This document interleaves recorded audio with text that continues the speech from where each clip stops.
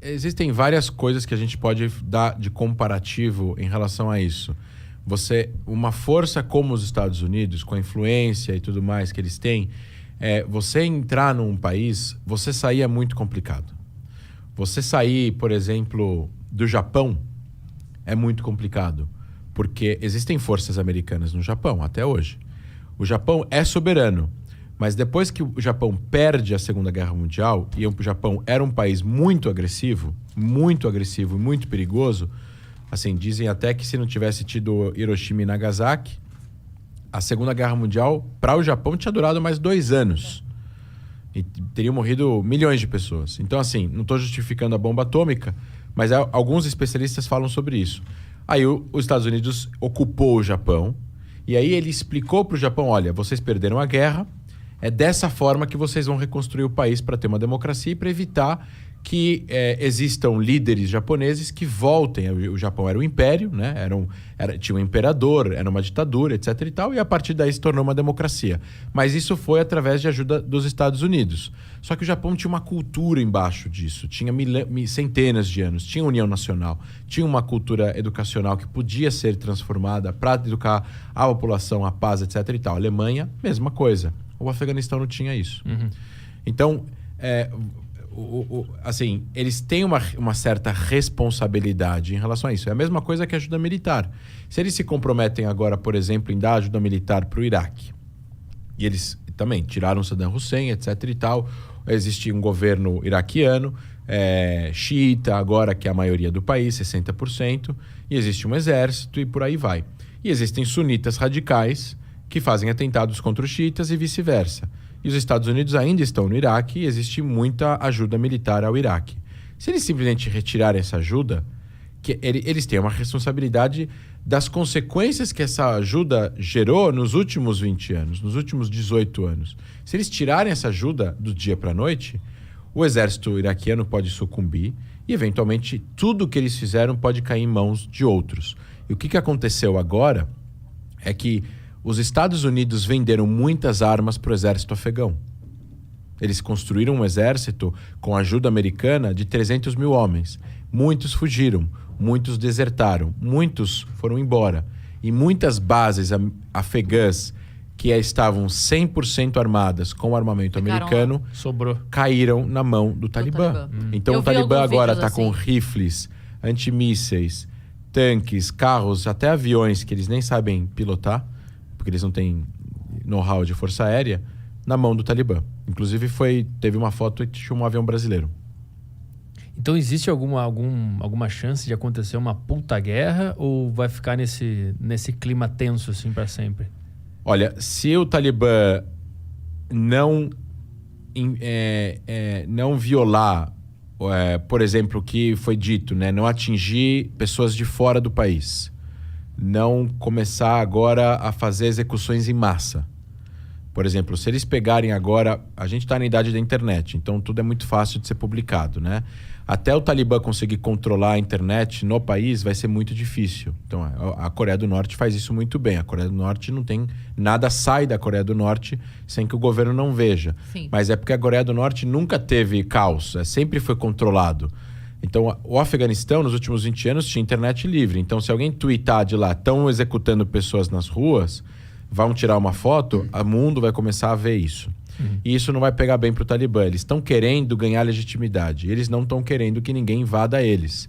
O Conselho de Segurança, o Conselho de Segurança da ONU, está olhando para o que está acontecendo. Então, diferentemente do que aconteceu no Irã em 79, que teve altas execuções por causa do golpe, que foi feito pelos ayatolás, eles eventualmente vão meio que se comportar um pouco mais agora. Se eles se comportarem em relação a não atingirem objetivos americanos, os Estados Unidos conseguirem tirar todo mundo que pertence ao corpo diplomático e militar do Afeganistão em segurança, inclusive pessoas que não podem ser descobertas, afegãos que colaboraram com a CIA, colaboraram com o governo afegão, jornalistas, eventualmente tem agora uma mulher prefeita que está morrendo de medo que ela vai ser presa pelo Talibã.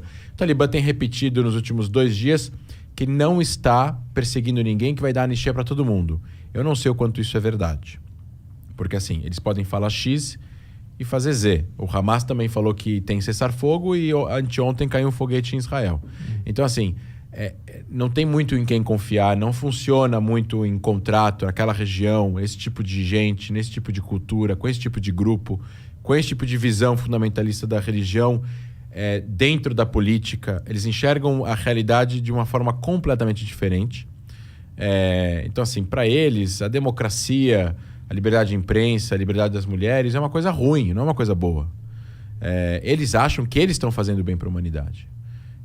E que nós, aqui no Ocidente, de forma livre, estamos transformando a sociedade num lugar ruim. Uhum.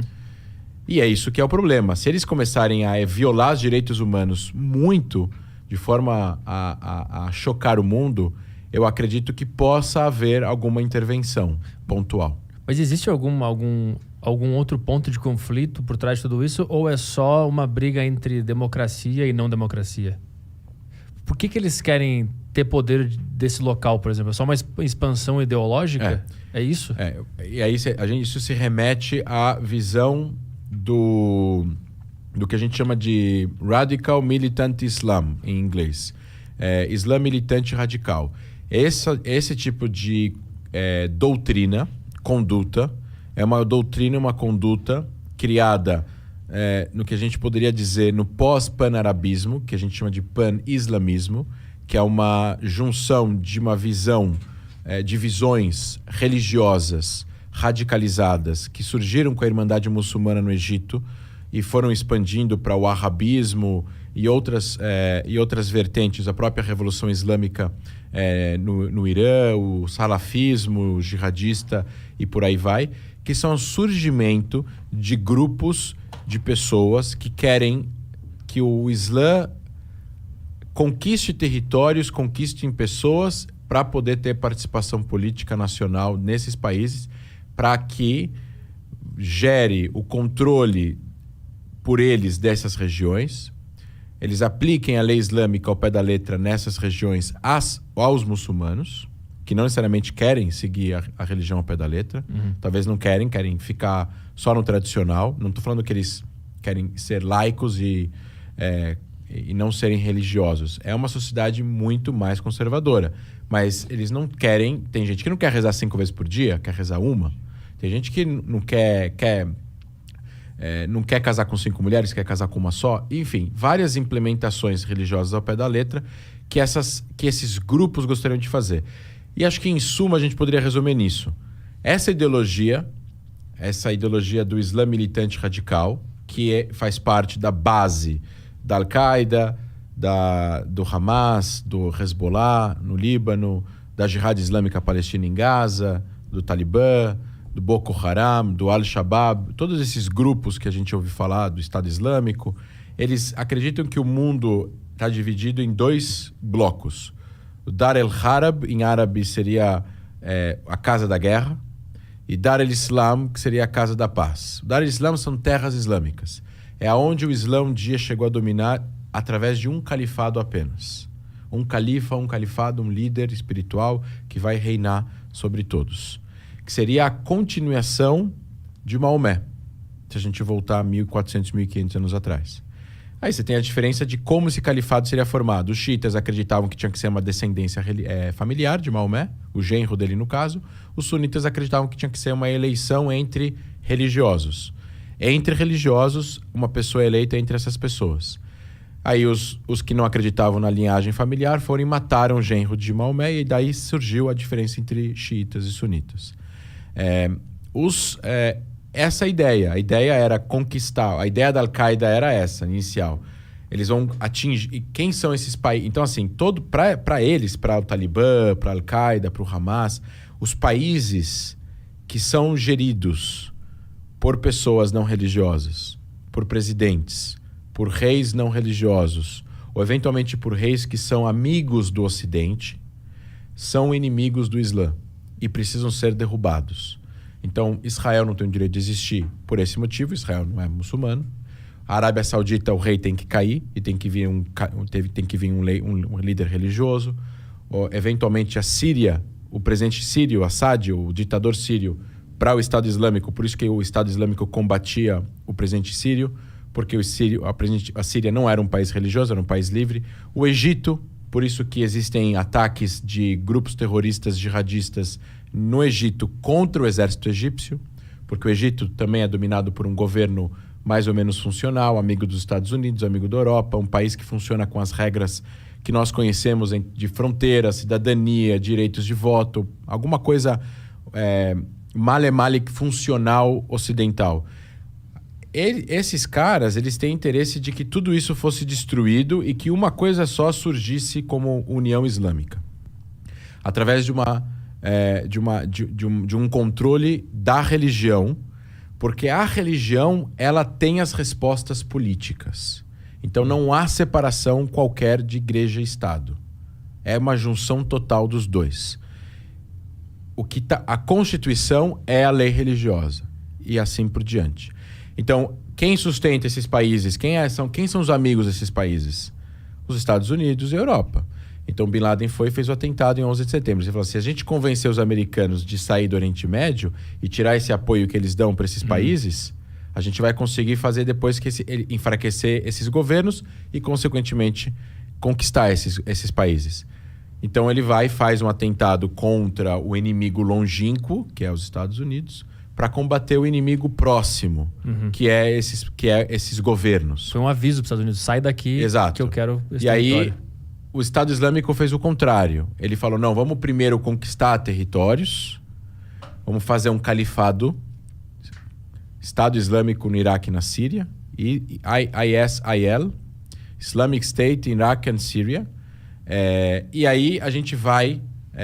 expandindo a partir daí. E depois lutar contra o inimigo longínquo. Essa é a ideia.